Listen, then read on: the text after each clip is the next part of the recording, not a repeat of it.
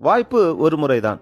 இயேசு கிறிஸ்துவுக்குள் அன்பான சகோதர சகோதரிகளே, லூக்கா 16வது அதிகாரத்தில் 19 முதல் 31வது வசனங்கள் வரை உள்ள சம்பவம் நமக்கு தெரிந்த ஒன்று.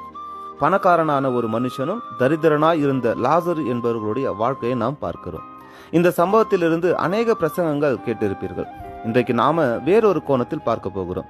அந்த ஐஸ்வர்யவான் அனுதினமும் சுகபோகமாய் வாழ்ந்து தன் வீட்டு வாசலில் விழுந்து கிடந்த அந்த ஏழை லாசருவை விசாரிக்காமல் சுயநலமாய் வாழ்ந்து பின்பு அவன் மரித்து பாதாளத்தில் அக்கினி ஜுவாலையிலே தள்ளப்பட்டான். அதே போல ஏழை லாசருவும் மரித்து தேவ தூதர்களால் ஆபிரகாமின் மடியிலே கொண்டு போய் விடப்பட்டான்.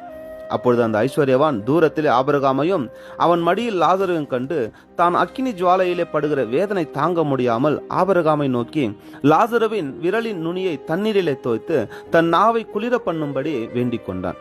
அதற்கு ஆபிரகாம், இவ்விடத்திலிருந்து உங்களிடத்திற்கு கடந்து போகவும் அவ்விடத்திலிருந்து எங்களிடத்திற்கு கடந்து வரவும் மனதுள்ளவர்களுக்கு கூடாதபடிக்கு எங்களுக்கும் உங்களுக்கும் நடுவே பெரும் பிளப்பு உண்டாக்கப்பட்டு இருக்கிறது என்றான். உடனே அந்த பணக்காரன் தன் நிலையை உணர்ந்து தன்னுடைய 5 சகோதரர்கள் அந்த நரக வேதனைக்கு வந்துவிடக் கூடாதென்று லாசருவை அவனுடைய சகோதரரிடத்தில் அனுப்பும்படி வேண்டிக் கொண்டான். ஆனால் அதுவும் சாத்தியமில்லாத ஒன்று.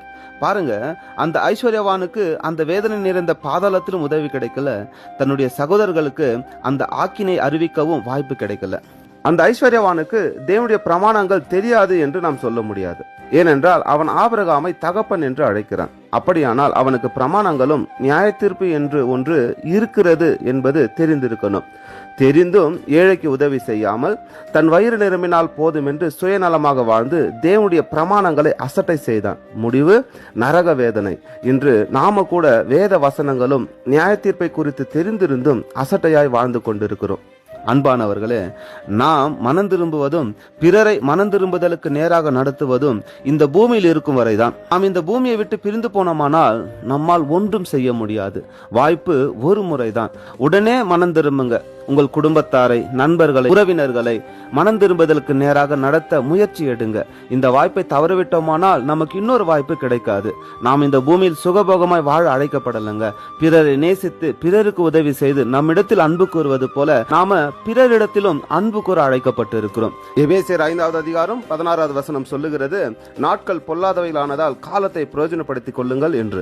வெளிப்படுத்தின விசேஷம் 22வது அதிகாரம் 12வது வசனத்தில் இயேசு கிறிஸ்து, இதோ சீக்கிரமாய் வருகிறேன், அவனவனுடைய கிரியைகளின்படி அவனவனுக்கு நான் அளிக்கும் பலன் என்னோடு கூட வருகிறது என்று சொல்லி இருக்கிறார். அன்பானவர்களே, முதலாவது நாம ஆயத்தப்படுவோம், பிறகு பிறரை ஆயத்தப்படுத்துவோம். கர்த்தராகிய இயேசுவே வாரும். நம்முடைய கர்த்தராகிய இயேசு கிறிஸ்துவின் கிருபை உங்கள் அனைவரோடும் கூட இருப்பதாக. ஆமேன்.